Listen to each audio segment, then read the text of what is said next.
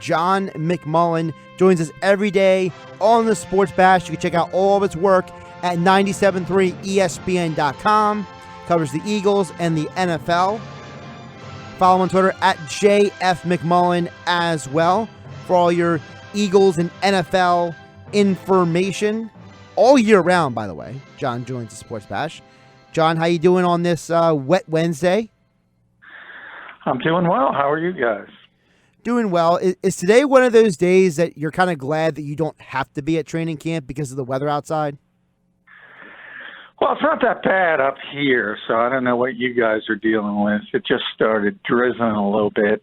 I will say this. I would be thrilled if they canceled the game tomorrow because of weather. Well, the good news is we're not going to ask you a bunch of questions about the game tomorrow. How about that? I think at this stage it's just an excuse for people to get out of the house. And I don't want to get out of the house. Right. Well, you got a wonderful dog to come home to. That's why. That's true. See, you and Eitan Shander have that in common. You both love your dog so much that you'd rather just not go out sometimes. Not sometimes. If I didn't have to go out, I wouldn't go out. Okay, well, Eitan sometimes, you all the time. How about that? That's closer to true. Okay. So, John, I want to touch base with you about, first of all, the health of the Eagles, because as you wrote at 973ESPN.com, Fletcher Cox is expected to be back for week 1. Deshaun Jackson, he broke his finger, but as you said yesterday on the Sports Bash, wide receivers break their fingers all the time. It's not the end of the world. How healthy are the Eagles going to be week 1, though? Can you put a measure on it for the fans out there? Because I think a lot of people still have questions about Brandon Brooks. They still have questions about Derek Barnett, Rodney McLeod, Ronald Darby. There's a lot of guys who are coming off of injuries, and I think that, even if Fletcher Cox and Deshaun Jackson are out there week 1, how many other guys are going to be 100% to go to start the season?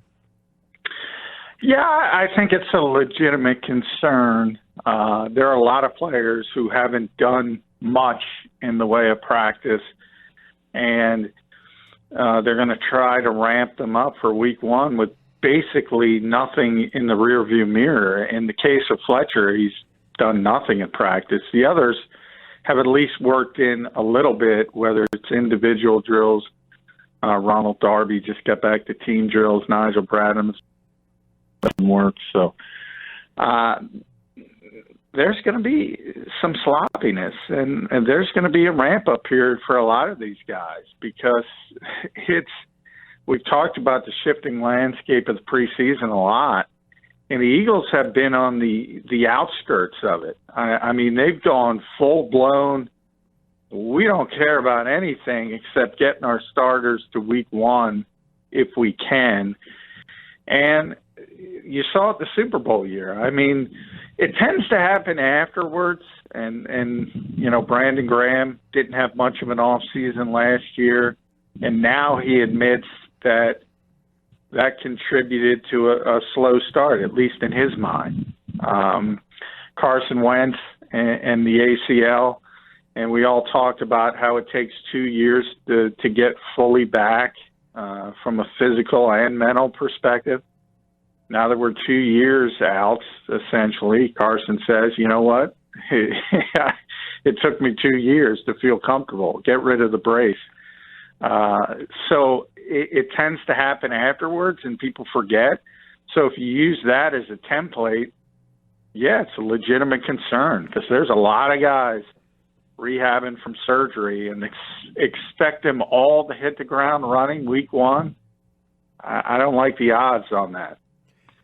Is there one guy of the Darby, McLeod, Brooks, Barnett contingent that you look at and say they might be the slowest to hit the ground running week 1? Well, I just look at what they've done, and from that perspective, Fletcher seems to be the last in line. Everybody has done some work except for Fletcher Cox. Ronnie McLeod got some game action, but his injury was very early. Remember, his injury was week 3, September. Right. So he's had a longer time frame, and he's probably the closest and is fully back in team drills. And as I said, played a little bit in week 3 of the preseason. And then you look at Ronald Darby, who's back in team drills, and Nigel, as I said, is 7-on-7. Brandon's individual drills, and Fletcher has done nothing. And he talked to us about 2 weeks ago, and I mentioned this on the show yesterday. He said he needed 1 week, and that's all he was looking for to prepare. 1 week of practice. And that 1 week will start on Wednesday of next week. And I think he's going to try to play week 1, but I don't know how he could be the same Fletcher Cox without some kind of what I said, ramp-up period. We saw Aaron Donald come in. He even took him a couple of weeks. He wasn't coming off an injury when he was holding out. So, I'm going to assume that for a lot of guys, it's going to take a little bit of time to get up and running. The other thing, John, I'm curious about is if the guys are not hitting the ground running 100%, how does that going to affect the rotations? We know that Jim Schwartz likes to rotate guys, but you really can't rotate offensive linemen. So Brandon Brooks coming off injury, it's kind of like you're either out there or you're not. Whereas at least on defense, you have guys like Malik Jackson and others that you can rotate in there for Fletcher. Yeah, the defensive line is pretty much the spot that you rotate. So it's going to be interesting from that perspective if Brandon Brooks is ready to play, and I'm kind of trending negative on that in week 1. He would be expected to be out there every play. Same thing at corner. If Ronald Darby's out there, he's typically a 3-down player. I don't know if you could expect that right away. If Nigel Bradham is out there, he's the 3-down linebacker. I don't know if you can expect that right away. And Doug admitted that yesterday, that maybe some guys will have to be subbed in for, and there might be a different way of tackling it as far as if they were completely healthy. But you're right. Of those number of injured players, Brandon, Nigel, Ronald Darby, Rodney McLeod would be in that category as well. They're all 3-down players. Fletcher and the defensive line, there's a rotational system, obviously, but Fletcher's generally gets the most snaps, which would be typically 75 to 80%. I don't know if any of those guys could have their typical workload. John McMullen joined us on Bulldog Kind of Hotline on 97.3 ESPN. You can follow him on Twitter at JFMcMullen. Josh Hennig, Hunter Brody filling in for Mike Gill on a Wednesday here on 97.3 ESPN. John, a little bit earlier we mentioned about Darby. What is your expectation for the quarterback position? I know you wrote at 97.3 ESPN.com, but Jim Schwartz didn't really want to answer the question directly, but he was kind of hinting around what they're going to do. So what are the scenarios for week 1? Darby plays and he doesn't play, what you expect to see at cornerback? Well, when Ronald is healthy, he's the cornerback 1, so to speak. He's the top corner on this team. That's how the Eagles view him. That's how the Eagles see him. And you know, Josh, you're forced to listen to this segment every day. I've been saying that since the spring. It hasn't changed. It's not going to change. The question is, how much can he play and which side? I thought one of the most interesting things is that typically it's been a weird kind of couple years for Darby because there have been so many injuries. I think people forget his first year here, he started out at left corner. And typically your best corner plays on the left side because most quarterbacks are right-handed. Then he broke his ankle. The Eagles were forced to move Jalen Mills. When he came back, they left Mills at left corner. They put him at right corner. And it was that way last year up until he got injured. And now all of a sudden, when the Ravens were in here at practice, they put Ronald on the left side. So to me, the only question is, where do you play him? The outside corners. Is Ronald going to be the right corner or the left corner? Avante's the slot corner. and then it comes down to Sidney Jones versus Rasul Douglas for the other outside spot, which Sidney would be in the lead from that perspective. So that's how it's going to shake out until Jalen Mills is healthy, and then that throws another part into the equation. But it seems very likely that he'll start the season on the PUP list. Yeah, and John, you mentioned Jalen Mills. What do you think his future is then? Because, you have guys like Maddox, Douglas, Jones. These are all young guys. Not like these are like some aging veterans. So, where does that leave Jalen Mills' future? Is it possible that we've seen the last of Jalen Mills in Philadelphia after 2019? Yeah, it's possible. This is his last year of his rookie deal, and he's coming off an injury, and he's not back on the field. So that's bad timing. So you can look at it a couple ways. One of the reasons why Ronald is still here is because he got injured, and that knocked down his value on the free agent market. And the Eagles were able to get him back on a cost-effective sort of one-year prove-it deal from his perspective. And then Jalen, the Eagles know what he is. Jim Schwartz obviously likes him. He's not a great player, but he's a good player. They like his value. They like him in run support. They especially like him as a red zone player. So maybe this injury knocks down his value on the free agent market. The Eagles are able to get him back because they know him better than anybody else. So it could work either way. But from his perspective, he's got to get healthy, number one, and he's got to prove he can still play if he wants a big second deal. And it's, as I said, it's looking almost a fait accompli that he's going to miss the first 6 games. So it's going to be difficult for him. John, speaking of things that are difficult, you mentioned also Nigel Bradham earlier, and I wanted to circle back to him because I know that he came into camp much lighter than he usually is. What is the status for him gaining some of that weight back before week 1? Well, I think from Nigel's perspective, and that's because he mentioned it, which was he was one of those guys in that category for weeks and weeks and weeks, and the Eagles kind of talked about it like, we're not concerned about the preseason. We're just worried about week 1. But then when he finally did get to practice, he admitted it's touch and go whether he'll be ready. And he doesn't feel the same explosion in his foot. He had ligament surgery in one of his toes, and he doesn't feel completely comfortable.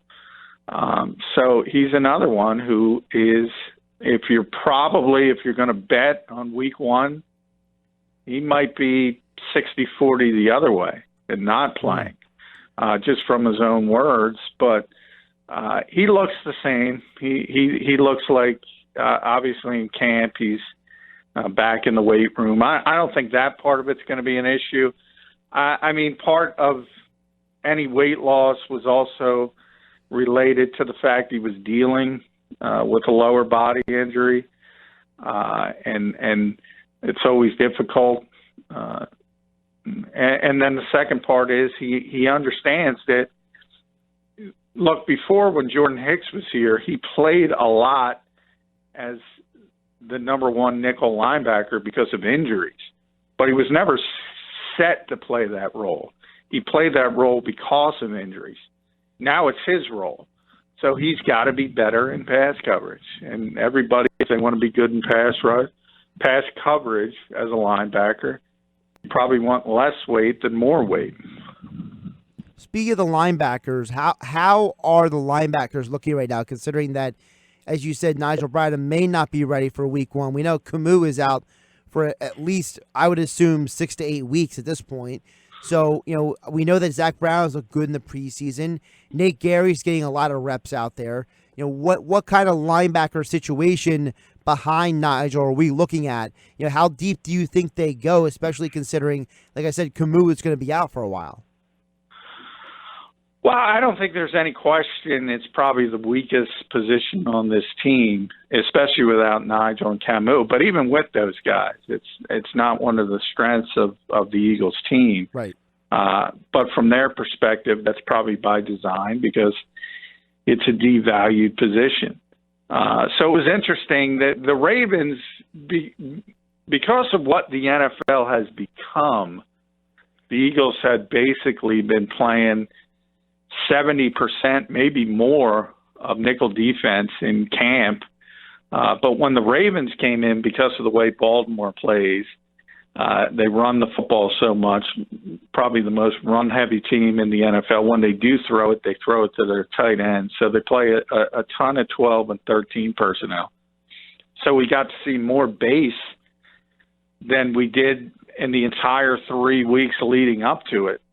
And that's with the three linebackers on the field. And in that instance, it was L.J. Fort, I think a little surprisingly, as the middle linebacker. Zach Brown is the weak side linebacker, and Nate Gary is the strong side linebacker. So that's where the Eagles will start in base without Nigel and Camus. And then the two nickel linebackers have been Nate Gary and Zach Brown, which is a little interesting because you would think L.J. Fort is more athletic, had some success in pass coverage in Pittsburgh, but it looks like the Eagles are leaning in the other direction with Zach Brown, who's more of a run stuffer. John McMullen joined us at Boardwalk Kind of Hotline on 97.3 ESPN. Check out all of his work covering the Eagles in the NFL over at 97.3 ESPN.com. John, a couple non-Eagles NFL questions I had for you today. I want to get your perspective on the whole Ezekiel Elliott, Jerry Jones thing. We're going to have Gary Myers on a little bit later in the show to get a little bit more in depth on the Jerry Jones side of it. But something that you have mentioned a lot of times here on 97.3 ESPN, right here on the Sports Bash, is the fact that at the end of the day, the running back is really low on the value scale in the NFL today, which is interesting because of how valuable Ezekiel Elliott is specifically to the Cowboys. So, how do you think an organization, not saying how the Cowboys will, but how do you think an organization should balance that in today's world, and the fact that, look, you got to still pay Dak. You got to pay Amari Cooper. You got to pay the offensive linemen like Zach Martin.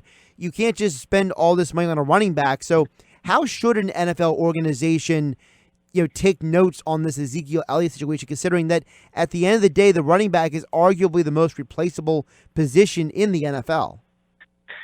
Yeah, and remember, they already paid Jalen Smith, so They have a lot of issues from a contract standpoint. A lot of it stems from the fact that they drafted Ezekiel Elliott in the top 5, and that's why you don't draft a running back.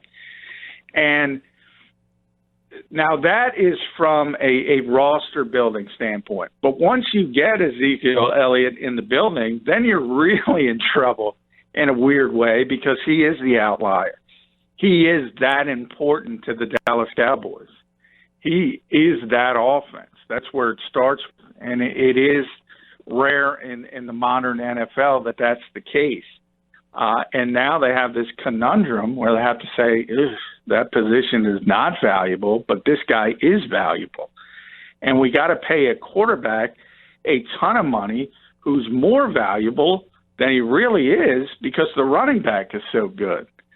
So it's tough from a business standpoint. From a football standpoint, you just ride Ezekiel Elliott as long as you can.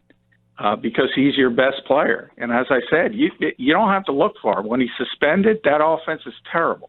When he's on the field, that offense is really good. So, I mean, when people talk and try to compare with Melvin Gordon, who's a good player, even Todd Gurley, who's the highest paid running back, is a very good player, they're not Ezekiel Elliott. They're not. And that's so from his perspective, he wants to get paid like he's the most important player on the Dallas Cowboys offense, which he is. And everybody knows it, but you can't pay that position a premium, and that goes all the way back to the draft. And that's why you don't draft a running back that high. And the New York Giants are going to have these same issues in a couple of years because they're not going to want to pay a running back when Saquon Barkley is up. It's a difficult position to be in, but if you're trying to win, you got to get Zeke Elliott in and cross your fingers and hope the downward trend doesn't start quickly. You know, John, he's under contract for 2 more years already. It's not like he's in the last year of his deal after being drafted. So technically he should be out there because he's under contract. You know, how do you explain to a player that, look, we want to pay you your money. We paid Jalen Smith, we'll pay you, but we also got to pay Dak and Amari. I think sometimes these NFL players, either maybe they're not educated enough by their agents, or they're just not thinking within the realm of reality. Look, it's not like baseball where you can give Bryce Harper $330 million and there's almost no consequences. There is a salary cap in the NFL. So, yeah, Zeke may want to get his money, but the Cowboys have to pay other guys too. Yeah, I mean, from a player's perspective, you're just trying to use what leverage you have, so I never blame them. And he's trying to get a contract. You've seen it here with Malcolm Jenkins and not coming to voluntary work. And a lot of it has to do with relationships. Jeffrey Lurie convinced Malcolm Jenkins, whether it was wink-wink or whenever it's going to happen, that he's going to be taken care of. Interestingly, you know, people can criticize Jerry Jones for a lot of things. He's always taken care of his players from a contract standpoint. He just did it again with Smith, as I mentioned, and he has a history of rewarding guys who succeed for him. The problem with the Cowboys is they always wait too long, and that's what the Eagles do well, is they seize early, and that's what they did with Carson Wentz. And now the Eagles have a better quarterback under contract. Now, there's questions about the injuries. We all understand that. But the ceiling as a player is higher than Dak Prescott. But Dak Prescott wants more because he's going next, and that's how contracts work in the NFL. So if you like a player and you identify a player and he's part of your core, and Joe Banner says this all the time, act as early as you can. Because if you wait, the price is going up. It never goes down. In history, it has never gone down. And the Cowboys have never learned that lesson.